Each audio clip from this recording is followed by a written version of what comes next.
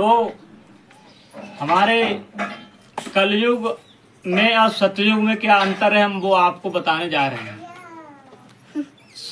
संत रामपाल जी के सत्संग वचनों से उद्ग्रहित यानी सतयुग उस समय को कहते हैं जिस युग में अधर्म नहीं होता, शांति होती है, पिता से पहले पुत्र की मृत्यु नहीं होती है, स्त्री विधवा नहीं होती है, रोग रहित शरीर होता है, सर्व मानव भक्ति करते हैं, परमात्मा से डरने वाले होते हैं क्योंकि वे आध्यात्मिक ज्ञान के सर्व मानव कर्मों से परिचित होते हैं, मन कर्म वचन से किसी को पीड़ा नहीं देते तथा दुराचारी नहीं होते, जाति साती स्त्री पुरुष होते हैं,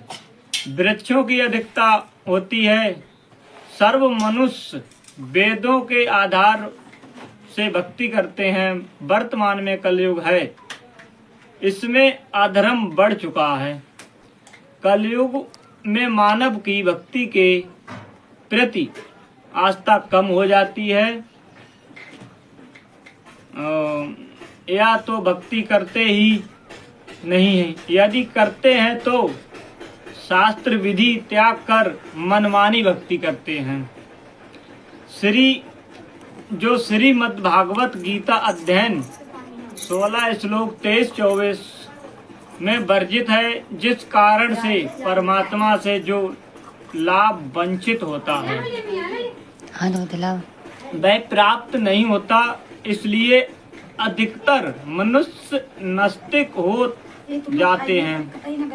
धनी बनने के लिए रिश्वत, चोरी तथा डाके डालने के माध्यम बनाते हैं, परंतु ये विधि धन लाभ की न होने के कारण परमात्मा के दोषी हो जाते हैं तथा प्राकृतिक कष्टों को झेलते हैं। परमेश्वर के विधान को मानव भूल जाता है कि किस्मत से अधिक प्राप्त नहीं हो सकता।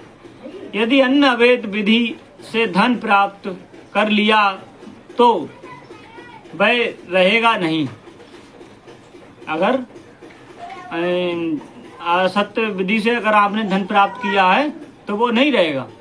जैसे एक व्यक्ति अपने पुत्र को सुखी देखने के लिए अवैध विधि से धन प्राप्ति करता था, कुछ दिनों पश्चात उसके पुत्र के दोनों गुर्दे खराब हो गए।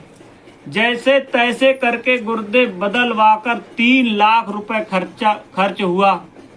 जो धन अवैध विधि से जोड़ा था वह सब खर्च हो गया तथा कुछ रुपए कर्जा भी हो गया।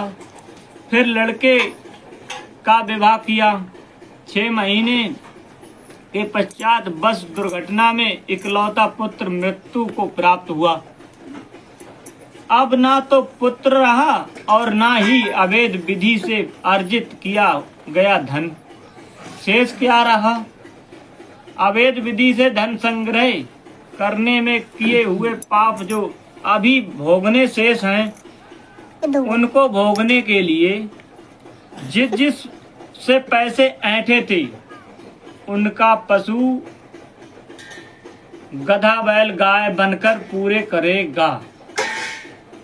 परंतु परम अक्षर ब्रह्मा की शस्त्र अनुकूल साधना करने वाले भक्त की किस्मत को परमेश्वर बदल देता है, क्योंकि परमेश्वर के गुणों में लिखा है कि परमात्मा निर्धन को धनवान बना देता है।